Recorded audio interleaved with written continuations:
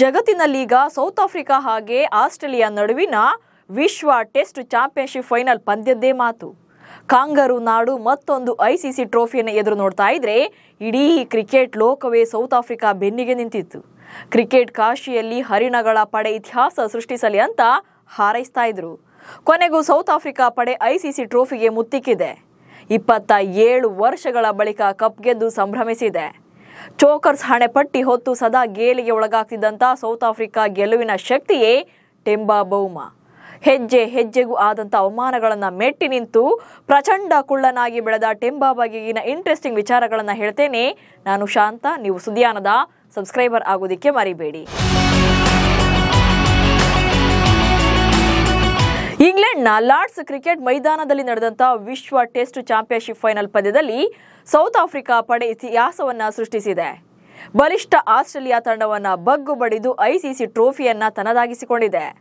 ಪಂದ್ಯಕ್ಕೂ ಮುನ್ನ ಟಾಸ್ ಗೆದ್ದಿದ್ದಂಥ ದಕ್ಷಿಣ ಆಫ್ರಿಕಾ ತಂಡದ ನಾಯಕ ಟೆಂಬಾ ಬೌಮಾ ಫೀಲ್ಡಿಂಗ್ ಅನ್ನು ಆಯ್ಕೆ ಮಾಡಿಕೊಂಡಿದ್ರು. ಆಸ್ಟ್ರೇಲಿಯಾ ತಂಡ ಮೊದಲ ಇನ್ನಿಂಗ್ಸ್ನಲ್ಲಿ 212 ರನ್ಗಳಿಗೆ ಆಲ್ಔಟ್ ಆಗಿತ್ತು. ಇದಾದ್ಮೇಲೆ ಬ್ಯಾಟಿಂಗ್ ಮಾಡಿದಂಥ ದಕ್ಷಿಣ ಆಫ್ರಿಕಾ ತಂಡಕ್ಕೆ ಆರಂಭಿಕ ಆಘಾತ ಎದುರಾಗಿತ್ತು. ಹಾಗೆ ಎಲ್ಲ ಬ್ಯಾಟರ್ಸ್ ಕೂಡ ಬೇಗನೆ ಪೆವಿಲಿಯನ್ ಸೇರ್ಕೊಂಡಿದ್ರು. ಪರಿಣಾಮ ಕೇವಲ 138 ರನ್ಗಳಿಗೆ ಆಲ್ಔಟ್ ಆಗಿ ನಿರಾಸೆಯನ್ನು ಅನುಭವಿಸಿತ್ತು.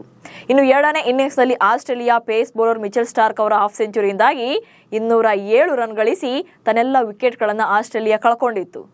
ಮೊದಲ ಇನ್ನಿಂಗ್ಸ್ನ 74 ರನ್ಗಳು ಹಾಗೆ ಎರಡನೇ ಇನ್ನಿಂಗ್ಸ್ನ 207 ರನ್ಗಳು ಸೇರಿ ಸೌತ್ ಆಫ್ರಿಕಾ ಗೆಲುವಿಗೆ ಒಟ್ಟಾರೆಯಾಗಿ 282 ರನ್ಗಳು ಬೇಕಿತ್ತು.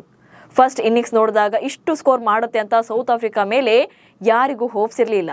ಅದು ಕೂಡ ಸಾರ್ವಕಾಲಿಕ ಶ್ರೇಷ್ಠ ಬೌಲಿಂಗ್ ಪಡೆಯನ್ನೇ ಹೊಂದಿರುವಂಥ ಆಸೀಸ್ನ ಎದುರು. ಆದರೆ ಅದನ್ನೆಲ್ಲ ಸುಳ್ಳು ಮಾಡಿ ಆಸೀಸ್ ಬೌಲರ್ಗಳ ಸೊಕ್ಕು ಮುರಿದಿದ್ದು ಏಡಮ್ ಮಾರ್ಕ್ರಮ್ ಹಾಗೆ ಟೆಂಬಾ ಬೌಮಾ ಜೋಡಿ. ಫಸ್ಟ್ ಇನ್ನಿಂಗ್ಸ್ ಶೂನ್ಯ, ಸೆಕೆಂಡ್ ಇನ್ನಿಂಗ್ಸ್ ಸೆಂಚುರಿ. ಆಸ್ಟ್ರೇಲಿಯಾ ನೀಡಿದಂಥ 282 ರನ್ಗಳ ಗುರಿ ಬೆನ್ನಟ್ಟಿದಂಥ ದಕ್ಷಿಣ ಆಫ್ರಿಕಾ ಪರ ಆರಂಭಿಕ ಆಟಗಾರ ಏಡಮ್ ಮಾರ್ಕ್ರಮ್ ಅದ್ಭುತ ಬ್ಯಾಟಿಂಗ್ ಪ್ರದರ್ಶನ ಮಾಡಿದ್ರು. ಮೊದಲ ಇನ್ನಿಂಗ್ಸ್ನಲ್ಲಿ ಮೊದಲ ಓವರ್ನಲ್ಲಿ 0ಗೆ ಔಟ್ ಆಗಿದ್ದಂಥ ಮಾರ್ಕ್ರಮ್ ಎರಡನೇ ಇನ್ನಿಂಗ್ಸ್ನಲ್ಲಿ ಜವಾಬ್ದಾರಿಯುತವಾಗಿ ಬ್ಯಾಟಿಂಗ್ ಅನ್ನು ಮಾಡಿದ್ರು. ಅದು ಒಂದೇ ಶತಕ ಬಾರಿಸಿದ್ರು. ತಮ್ಮ ವೃತ್ತಿ ಜೀವನದ 8ನೇ ಶತಕ ಬಾರಿಸಿದಂಥ ಮಾರ್ಕ್ರಮ್ ವಿಶ್ವ ಟೆಸ್ಟ್ ಚಾಂಪಿಯನ್ಶಿಪ್ ಫೈನಲ್ನ ಇತಿಹಾಸದಲ್ಲಿ ಶತಕ ಗಳಿಸಿದಂಥ ವಿಶ್ವದ 3ನೇ ಬ್ಯಾಟ್ಸ್ಮನ್ ಎನಿಸಿಕೊಂಡ್ರು. 159 ಎಸೆತಗಳನ್ನು ಎದುರಿಸಿದಂಥ ಏಡಮ್ ಮಾರ್ಕ್ರಮ್ 11 ಬೌಂಡ್ರಿಗಳ ಸಹಾಯದಿಂದ 102 ರನ್ ಗಳಿಸಿ ಕ್ರೀಸ್ ಕಾಯ್ದುಕೊಂಡಿದ್ರು. ಹಾಗೆ 4ನೇ ದಿನದಾಟದಲ್ಲಿ ಮತ್ತೆ ಬ್ಯಾಟಿಂಗ್ ಕಂಟಿನ್ಯೂ ಮಾಡಿದ್ರು. ಹಾಗೆ ಅದೇ ರೀತಿ ಸ್ಥಿರ ಪ್ರದರ್ಶನ ನೀಡಿದ್ರು. ಅರ್ಧ ಶತಕ ಬಾರಿಸಿ ದಾಖಲೆ ಬರೆದ ಟೆಂಬಾ ಬೌಮಾ. ಇನ್ನು ಕ್ಯಾಪ್ಟನ್ ಟೆಂಬಾ ಬೌಮಾ ಬಗ್ಗೆ ಹೇಳಲೇಬೇಕು. ಮೊದಲ ಇನ್ನಿಂಗ್ಸ್ನಲ್ಲಿ 36 ರನ್ ಬಾರಿಸಿದಂತಹ ಟೆಂಬಾ ಬೌಮಾ ದ್ವಿತೀಯ ಇನ್ನಿಂಗ್ಸ್ನಲ್ಲಿ ಅಜೇಯ 65 ರನ್ ಗಳಿಸಿ 4ನೇ ದಿನದಾಟಕ್ಕೆ ಬ್ಯಾಟಿಂಗ್ ಕಾಯ್ದುಕೊಂಡಿದ್ರು.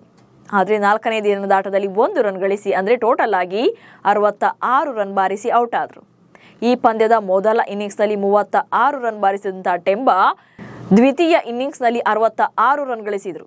ಈ ಮೂಲಕ ಟೆಸ್ಟ್ ಕ್ರಿಕೆಟ್ನಲ್ಲಿ ಸತತವಾಗಿ 30+ ಸ್ಕೋರ್ಗಳನ್ನು ಗಳಿಸಿದ ವಿಶ್ವದ 2ನೇ ಬ್ಯಾಟರ್ ಎನಿಸಿಕೊಂಡಿದ್ದಾರೆ. ಈ ಸಾಧನೆ ಮಾಡಿದ ಸೌತ್ ಆಫ್ರಿಕಾದ ಮೊದಲ ಬ್ಯಾಟರ್ ಕೂಡ ಆಗಿದ್ದಾರೆ.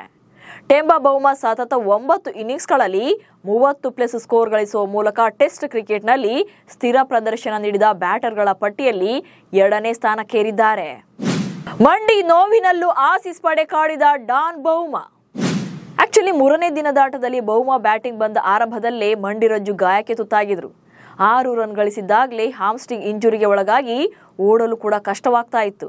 ಫಿಸಿಯೋಗಳು ಬಂದು ದೀರ್ಘಕಾಲ ಚಿಕಿತ್ಸೆಯನ್ನು ಕೂಡ ನೀಡಿದರು. ಗಾಯದ ತೀವ್ರತೆಯನ್ನು ಕಂಡಂತ ಅಭಿಮಾನಿಗಳು ಹಾಗೆ ಇತರೆ ಆಟಗಾರರು ಬೌಮಾ ರಿಟೈರ್ಡ್ ಹರ್ಟ್ ಆಗಬಹುದು ಅಂತಾನೆ ಭಾವಿಸಿದ್ರು. ಆದರೆ ಇತಿಹಾಸವನ್ನ ಸೃಷ್ಟಿಸೋಕೆ ರೆಡಿಯಾಗಿದ್ದಂಥ ಬೌಮಾ ಎದೆಗುಂದಲಿಲ್ಲ.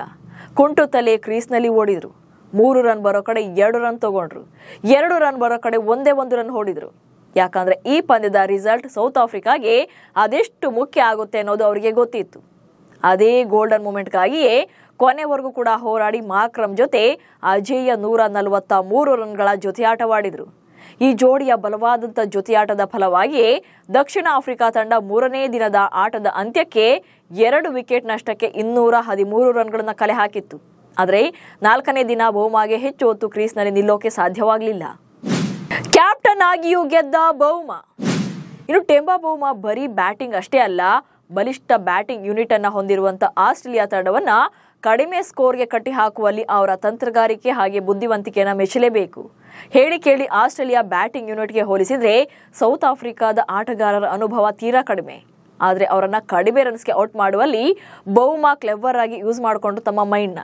ಹಾಗೆ ಸೆಕೆಂಡ್ ಇನ್ನಿಂಗ್ಸ್ನಲ್ಲಿ ಟಾಪ್ ಆರ್ಡರ್ ಬ್ಯಾಟರ್ಸ್ ಕೈ ಕೊಟ್ಟರು ಕೂಡ ಆಸೀಸ್ ಪರ ಸ್ಟಾರ್ಕ್ ಮತ್ತು ಹೇಜಲ್ವುಡ್ ಕ್ರೀಸ್ ಕಚ್ಚಿ ನಿಂತಿದ್ರು.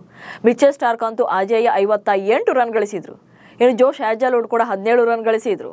10ನೇ ವಿಕೆಟ್ಗೆ ಇವರಿಬ್ಬರ ನಡುವೆ 59 ರನ್ಗಳ ಜೊತೆಯಾಟ ನಡೆಸಿದ್ರು. ಐಸಿಸಿ ಈವೆಂಟ್ನ ಫೈನಲ್ ಪಂದ್ಯದಲ್ಲಿ ಇದು 10ನೇ ವಿಕೆಟ್ಗೆ ಅತಿ ದೊಡ್ಡ ಜೊತೆಯಾಟ. ಈ ಜೋಡಿಯ ವಿಕೆಟ್ ಬೀಳಿಸೋದೇ ಸೌತ್ ಆಫ್ರಿಕಾ ಪಡೆಗೆ ದೊಡ್ಡ ಸವಾಲಾಗಿತ್ತು. ಈ ವೇಳೆ ಕ್ಲೆವರ್ ಪಾನ್ ಮೂವ್ ಮಾಡಿದಂಥ ಬೌಮಾ ಏಡನ್ ಮಾರ್ಕ್ರಮ್ ಅವರ ಕೈಗೆ ಬಾಲ್ ಕೊಟ್ಟಿದ್ರು. ಆದರೆ ಅವರ ನಂಬಿಕೆ ಹುಸಿಯಾಗಲಿಲ್ಲ. Markram ಬೌಲಿಂಗ್ನಲ್ಲಿ ಹೇಜಲ್ವುಡ್ wicket ಒಪ್ಪಿಸಿದ್ರು. ಅಲ್ಲಿಗೆ ಅವರಿಬ್ಬರ ಪಾರ್ಟ್ನರ್ಶಿಪ್ ಬ್ರೇಕ್ ಆಯಿತು. ಬಾಡಿ ಶೇಮಿಂಗ್, ಜನಾಂಗೀಯ ನಿಂದನೆಯಲ್ಲಿ ನರಳಿ ಅರಳಿದ ಬೌಮಾ. ಟೆಂಬಾ ಬೌಮಾರನ್ನ ಇವತ್ತು ಇಡೀ ಕ್ರಿಕೆಟ್ ಜಗತ್ತೇ ಹಾಡಿ ಹೊಗಳ್ತಾ ಇದೆ. ಆದರೆ ಈ ಸಕ್ಸಸ್ ಹಿಂದೆ ಬೌಮಾ ಕಂಡಿರುವಂತಹ ನೋವುಗಳು ಒಂದೆರಡಲ್ಲ. ಬೌಮಾ ಬಗ್ಗೆ ಅಸಭ್ಯವಾಗಿ ಮೀಮ್ಸ್ಗಳನ್ನು ಹರಿಬಿಡ್ತಾ ಇದ್ರು. ಕುಳ್ಳ ಅಂತ ಬಾಡಿ ಶೇಮಿಂಗ್ ಮಾಡ್ತಾ ಇದ್ರು. ಅಷ್ಟೇ ಯಾಕೆ, ಜನಾಂಗೀಯ ನಿಂದನೆಗಳನ್ನು ಕೂಡ ಎದುರಿಸಿದ್ರು. ದಕ್ಷಿಣ ಆಫ್ರಿಕಾದ ಅಭಿಮಾನಿಗಳೇ ಬೌಮಾ ವಿಚಾರದಲ್ಲಿ ಟ್ರೋಲ್ಗಳನ್ನು ಮಾಡ್ತಾ ಇದ್ರು. ಆದ್ರೀಗ ಅದೇ ಅಭಿಮಾನಿಗಳು ಬೌಮಾರನ್ನ ಡಾನ್ ಅಂತಿದ್ದಾರೆ.